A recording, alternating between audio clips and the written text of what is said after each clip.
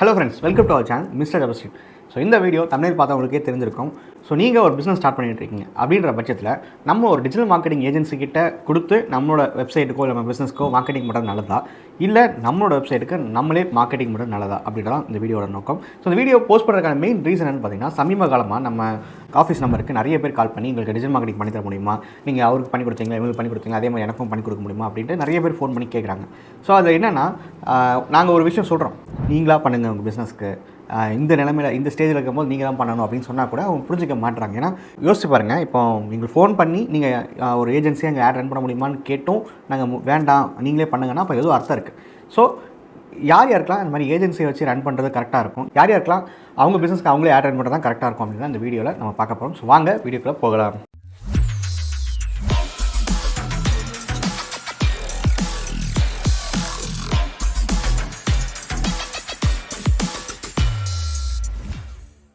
Friends, first of all வந்து digital marketing அப்படின்ற ஒரு விஷயம் கற்றுக்கிட்ட நிறைய பேர் என்கிட்ட கேட்குற கேள்வி, ஸோ எவ்வளோக்கு ஆட் ரன் பண்ணலாம் நினைக்கிறீங்க அப்படின்னு கேட்பாங்க. ஸோ அதுக்கு நான் சொல்லக்கூடிய பதில் வந்து, ஆட் வந்து நீங்கள் மினிமம் ₹100 கூட ஆட் ரன் பண்ண ஆரம்பிக்கலாம். ஃபேஸ்புக்கும் சரி கூகுளும் சரி டெய்லி பேசிஸில் ஃபேஸ்புக் ஆட்ஸ் ₹100 ரன் பண்ண ஆரம்பிக்கலாம், கூகுள் ஆட்ஸ் ₹100 ரன் பண்ண ஆரம்பிக்கலாம்.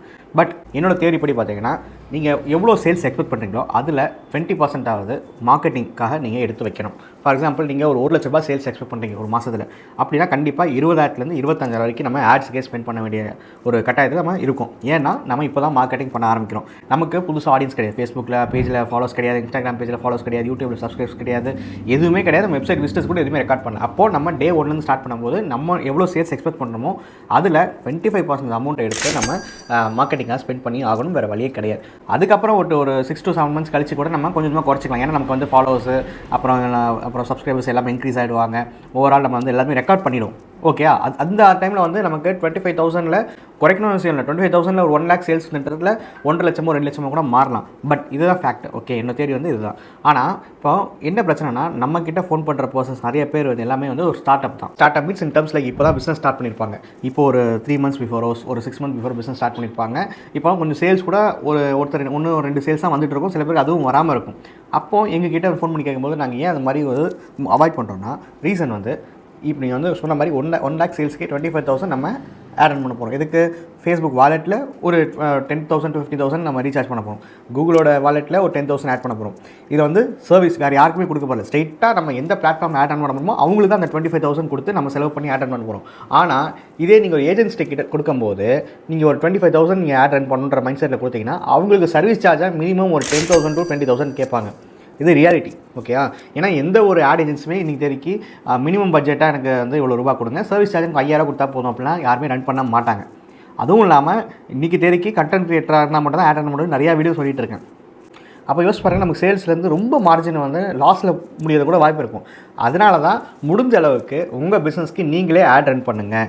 எங்கள் ஏஜென்சின்னு இல்லை, எந்த ஒரு டிஜிட்டல் மார்க்கெட்டிங் ஏஜென்சியும் நீங்கள் ஹையர் பண்ணாதீங்க அப்படின்னு சொல்லுவோம். சார் அப்படிலாம் பார்த்தா நீங்கள் கூட தான் நிறைய பேருக்கு ஆட் ரன் பண்ணுறீங்க, அப்போ அவங்களாம் எப்படி கேட்டிங்கன்னா, அவங்க ஆல்ரெடி ஒரு ஆஃப்லைன் பிஸ்னஸ் ரன் பண்ணிகிட்டு இருக்காங்க, அமேசானில் பிஸ்னஸ் பண்ணிகிட்டு இருக்காங்க, நல்ல சேல்ஸ் எடுத்துகிட்டு இருக்காங்க. அதில் வந்து ஒரு ப்ராஃபிட்டே அவங்களோட ஓரளவுக்கு மெயின்டைன் பண்ணி சர்வே பண்ணுறதுக்கான எனாஃப் பண்ணி அதில் ஜென்ரேட் ஆகுது. இது அடுத்த கட்டத்துக்கு இன்னொரு ஸ்ட்ரீம் ஆஃப் இன்கம் ஜென்ரேட் பண்ணுறதுக்காக தான் ஓன் வெப்சைட்டு, இன்னொரு அடிஷ்னலாக Instagram page, Facebook page, YouTube channel ஆரம்பித்து அவங்களோட பிஸ்னஸை க்ரோ பண்ணுறதுக்காக வராங்க. ஸோ அவங்களால ஒரு 6 மாதத்துக்கு சேல்ஸ் இல்லைனா கூட சர்வே பண்ண முடியும். அதுக்கப்புறம் கூட ஓவராலாக கொஞ்சமாக கிராஜுவலாக சேல்ஸ் இன்க்ரீஸ் ஆக அடுத்த பிஸ்னஸ் ஸ்டார்ட் பண்ணுவாங்க. பட் ஆனால் யோசிச்சு பாருங்கள், ஆஃப்லைன் பிஸ்னஸ் கிடையாது, அமேசான் ஃப்ளிப்கார்ட்டில் சேல்ஸ் கிடையாது. எடுத்த உடனே வந்து ஓன் பிஸ்னஸ் ஆரம்பிக்கணும்னு நினைக்கிறவங்க ஒரு ஏஜென்சியை காண்டாக்ட் பண்ண என்ன ஏற்படும்? முடியவே முடியாது. அதனால தான் பிரச்சனை. அதுவும் இல்லாமல் எங்ககிட்ட கால் பண்ணுறவங்களோட மைண்ட் செட் எப்படி இருக்குன்னா, நம்ம வந்து கஷ்டப்பட்டு எதுக்கு ஒரு டிஜிட்டல் மார்க்கெட்டிங் ஒரு விஷயத்தை லேர்ன் பண்ணி அந்த நாலேஜை வளர்த்துக்கிட்டு ஆட் பண்ணணும், ஸ்ட்ரெயிட்டாக ஆர்டர் கொடுத்தா நமக்கு வந்து ஃப்ரீயாக இருக்கலாமே அப்படின்ற மைண்ட் செட்டை வரீங்க. அப்படி பண்ணாதீங்க. ஓகே, சீரியஸாக சொல்கிறேன். டிஜிட்டல் மார்க்கெட்டிங் ஏஜென்சின்ற பேரில் நிறையா பேர் தப்பு பண்ணிகிட்டு இருக்காங்க. உங்களோட காசை அதிகபட்சமாக செலவு பண்ணிட்டு தனியாக செலவு பண்ணிவிட்டு சர்வீஸ் சார்ஜின்ற பேரில் காசையும் வாங்கிட்டு சேல்ஸ் வரோம் வெயிட் பண்ணுங்கன்னு சொல்லிட்டு எக்கச்சக்கமாக மணியை அவங்க வந்து லூட் பண்ணிகிட்டு இருக்காங்க. இது யாரும் சொல்ல மாட்டாங்க, நான் சொல்கிறேன். ஏன்னா நான் ஒரு ஏஜென்சியை வச்சு நான் சொல்கிறேன்னா காரணம்னா, நான் எல்லா கிளைண்ட்டையும் அக்செப்ட் பண்ண மாட்டேன். மினிமம் வெயிட்டிங் பீரியட் 6 மாதம் இருக்கும். அதுக்கப்புறம் தான் சேல்ஸ் வர ஆரம்பிக்கும். கொஞ்சமாக தான் கிராஜுவலாக இன்க்ரீஸ் ஆகும். ஃபாலோவர்ஸ் நமக்கு முக்கியம் இல்லை, சப்ஸ்கிரைபர்ஸ் முக்கியம் இல்லை, நமக்கு வெப்சைட் விசிட்டர்ஸ் தான் முக்கியம், சேல்ஸ் தான் முக்கியம் அப்படின்ற மைண்ட் செட்டுக்கு அவங்க டியூன் பண்ணி தான் நான் இந்த மாதிரி பண்ணிகிட்டு இருக்கேன். இதே மாதிரி எல்லா டிஜிட்டல் மார்க்கெட்டிங் ஏஜென்சி இருப்பாங்க கேட்டால் கண்டிப்பாக ஒரு மிகப்பெரிய கேள்விக்குறி தான். அதனால தான் சொல்கிறேன். நீங்கள் கேட்கலாம், ஓகே சார் உங்கள் கிளைண்ட்டுக்கு ஒரு கதை சொன்னீங்க, ஆல்ரெடி அவங்க வந்து ஸ்ட்ரீம் ஆஃப் இன்கம் ஜெனரேட் பண்ணுறாங்க, உங்கள்கிட்ட வரனால பிரச்சனை இல்லாமல் வெயிட்டிங் பீரியட் இருந்தால் கூட அவங்க பொறுமையாக பண்ணுறாங்க.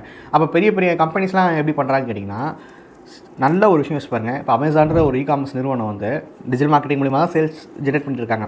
ஃப்ளிப்கார்ட்ன்ற ஒரு நிறுவனம் டிஜிட்டல் மார்க்கெட்டிங் மூலிமா. ஏன் நம்மளோட டே டு டே லைஃப்பில் பார்க்குற நிறையா கம்பெனிஸ் இப்போ டிஜிட்டல் மார்க்கெட்டிங் போட்டுருக்காங்க. பூர்விகா மொபைல்ஸு, சங்கீதா மொபைல்ஸு, நல்லி சில்க்ஸு, இந்த மாதிரி எக்கச்சக்கமான ஆஃப்லைன் பிளாட்ஃபார்ம்ஸில் பெரிய பெரிய ஜாம்பவான்ஸாக இருக்காங்க. எல்லாமே டிஜிட்டல் மார்க்கெட்டிங் பண்ண ஆரம்பிச்சிட்டாங்க. அவங்க எல்லாமே டிஜிட்டல் மார்க்கெட்டிங் ஏஜென்சிட்ட கொடுக்குறாங்கன்னு நினைக்கிறீங்களா? இன்னொருத்தர் கிட்ட கொடுக்குறது பேர் அவுட் சோர்சிங். அவங்க யாருமே வந்து இன்னொரு third party digital marketing agency கிட்ட கொடுக்கல அவங்களோட ஒர்க்கை. அவங்களோட கம்பெனிலேயே ஒரு தனி கேபின் மாதிரி போட்டு ஒரு பெரிய digital market senior level, junior level, SEO analyst, keyword research பண்ணுறதுக்கு தனியாக ஒரு ஆள், கண்டென்ட் போஸ்ட் பண்ணுறதுக்கு website designer, graphic designer, modelling, அந்த மாதிரி ஒரு டீம் ஆஃப் மெம்பர்ஸ் அவங்களுக்காக ஒர்க் பண்ணிட்டு இருப்பாங்க அவங்க கம்பெனிக்குள்ளேயே. இது அமேசானுக்கும் பொருந்தும், ஃப்ளிப்கார்ட் பொருந்தும். யாருமே இவங்க யாரும் அவுட் சோர்சிங் பண்ணி டிஜிட்டல் மார்க்கெட்டிங் ஏஜென்சி கிட்ட அவங்களோட பொறுப்பை கொடுக்கவே மாட்டாங்க. ஏன்னா அவங்களோட கம்பெனி டேட்டா ரொம்ப வேல்யூபிள். அதை நம்ம வந்து பாதுகாக்கணுன்றனாலே அவங்க கம்பெனிக்குள்ளே தான் வச்சுப்பாங்க. எக்காரணம் கொண்டும் வெளியே அவங்க அக்வயர் பண்ண மாட்டாங்க சர்வீஸ், இந்த மாதிரி சர்வீஸை. அதனால தான் சொல்கிறேன், கொஞ்சம் ப்ராக்டிக்கலாக திங்க் பண்ணி பாருங்கள். ஆல்ரெடி நம்ம இப்போ தான் சேல்ஸே பண்ணி ப்ராஃபிட் எடுக்க போகிறோம். ஸோ இதில் மார்க்கெட்டிங் பண்ணுறதுக்கு ஒரு காஸ்ட்டு, அதுக்கு போக சர்வீஸ் பண்ணுறதுக்கு ஒரு காஸ்ட்டு, இதெல்லாம் கொடுத்தா உங்களுக்கு லாபம் நிற்காது. அதனால் இந்த வீடியோ பார்த்துட்டு இருக்க நீங்கள் ஒரு பிகினர் இருக்க பட்சத்தில் உங்களுக்கு எந்த ஸ்ட்ரீம் ஆஃப் இன்கமும் இல்லை, இப்போ தான் நான் ஃப்ரெஷ்ஷாக ஸ்டார்ட் பண்ணால், தயவுசெய்து டிஜிட்டல் மார்க்கெட்டிங்கை நீங்களே ஓனாக கற்றுக்கிட்டு உங்கள் பிஸ்னஸ்க்கு நீங்கள் ட்ரை பண்ணி பார்க்குறது தான் நல்லதே தவிர இன்னொருத்தட்ட கொடுத்து தயவுசெய்து ட்ரை பண்ணாதீங்க. ஸோ இதுதான் வீடியோட கன்க்ளூஷன். ஸோ இந்த வீடியோ யூஸ்ஃபுல்லாக இருக்குன்னு நினைக்கிறீங்கன்னா மறக்காமல் இந்த சேனலை சப்ஸ்கிரைப் பண்ணிக்கோங்க, பக்கத்தில் இருக்க பெல் ஐக்கனை ப்ரெஸ் பண்ணிக்கோங்க. தேங்க்யூ.